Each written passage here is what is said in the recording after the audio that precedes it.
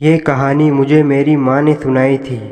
मेरी माँ एक छोटे से शहर से संबंध रखती है और ऐसा माना जाता है कि उस गांव में कुछ बुरी शक्तियाँ भी वास करती है। ऐसी ही एक बुरी आत्मा से सामना हुआ मेरे नाना जी का। वह चुड़ैल थी, खुले बालों और सफ़ेद भयानक चेहरे वाली चुड़ैल। ठंड का समय था, शहर में घना कोहरा छाया हुआ था। मेरे नाना एक बड़े अधिकारी थे। रोज़ की तरह उस दिन भी मेरे नाना दफ्तर से काम ख़त्म करके घर की ओर आ रहे थे तो रास्ते में पड़ने वाले बाजार से वह कुछ सामान लेने के लिए रुक गए।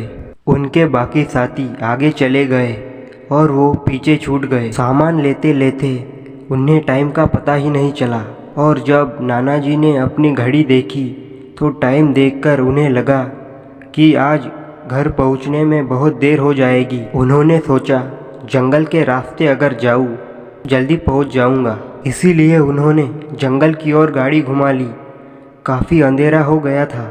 नाना जी तेज़ गति से गाड़ी चला रहे थे, लेकिन उनकी गाड़ी के आगे एक औरत आकर खड़ी हो गई तो उन्हें झटके से ब्रेक मारनी पड़ी। जो औरत गाड़ी के सामने आई थी वो तेज तेज आवाज़ से रोने लगी। नाना जी को लगा कि वह ज़रूर किसी मजदूर की पत्नी होगी जो रास्ता भटक चुकी। रास्ता सुनसान था, इसीलिए उन्होंने सोचा कि इस महिला की मदद की जाए। उन्होंने उस महिला से पूछा कि वो अकेली यहाँ क्या कर रही है। उसने कोई जवाब नहीं दिया और ज़ोर ज़ोर से रोने लगी। ऐसा लग रहा था कि मानो सारा जंगल उसकी आवाज़ से गूंज रहा हो। नाना जी ने पूछा कि उसका घर कहाँ है, तो भी उसने कोई जवाब नहीं दिया। नाना जी ने उससे बोला कि तुम मेरे घर चलो, सुबह तुम्हें तुम्हारे घर छोड़ दूंगा। वह नाना जी के साथ चलने के लिए तैयार हो गई और गाड़ी के पीछे वाली सीट पर बैठ गई। रीति रिवाज के कारण उसने अपने सर पर घूंघट डाल रखा था, जिसकी वजह से उसका चेहरा छिपा हुआ था। घर पर सब नाना जी का इंतज़ार कर रहे थे। जैसे ही गाड़ी की आवाज़ आई सब भाग कर इकट्ठा हो गए। जब उसके बारे में घर पर पूछा गया तो नाना जी ने कहा आज खाना यही बनाएगी, लेकिन मेरी माँ को उस पर शक हो चुका था। उन्हें लगा कि यह कोई चोर है जो घर का सामान चुरा कर भाग जाएगी। माँ ने उसे रसोई में ले जाकर खाना बनाने को कहा। वह बिना कोई जवाब दिए वहाँ से चली गई। रसोई में से अजीब सी आवाज़ें आ रही।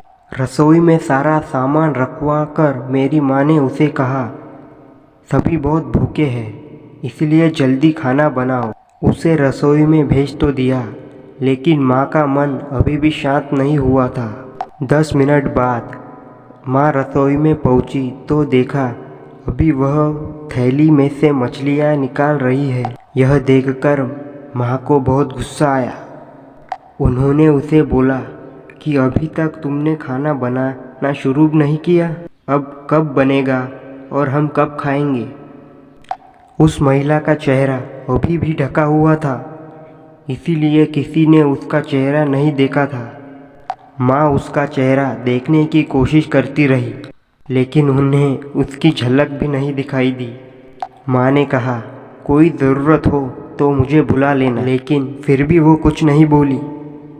उन्हें लगा कि शायद अनजान लोगों से डर रही होगी। माँ रसोई से चली गई, लेकिन जब 10 मिनट बाद वापस आई तो रसोई का दृश्य देखकर माँ डर गई। उनके पैर जैसे वही जम गए। उनके गले से आवाज़ नहीं निकल रही थी।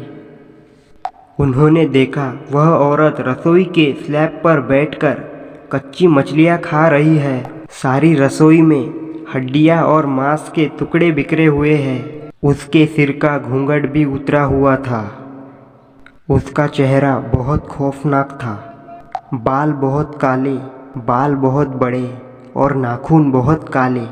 वह मछलियाँ खाने में मगन थी, इसलिए उनका ध्यान माँ पर नहीं गया।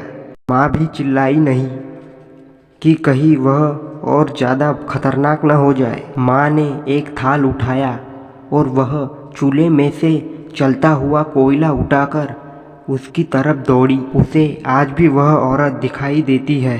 उसने कोयला उस चुड़ैल पर फेंक दिया।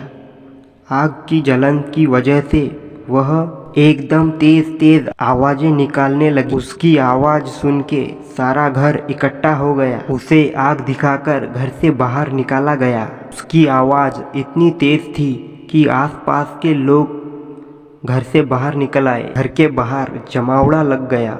वह डायन लोगों की भीड़ को हटाते हुए जंगल की तरफ भाग गए। सारे लोग डर के मारे कांप रहे थे और मेरी माँ की हिम्मत की दाद दे रहे थे कि अगर उन्होंने सही समय पर कोयले से डायन को भगाया नहीं होता तो ना जाने क्या होता।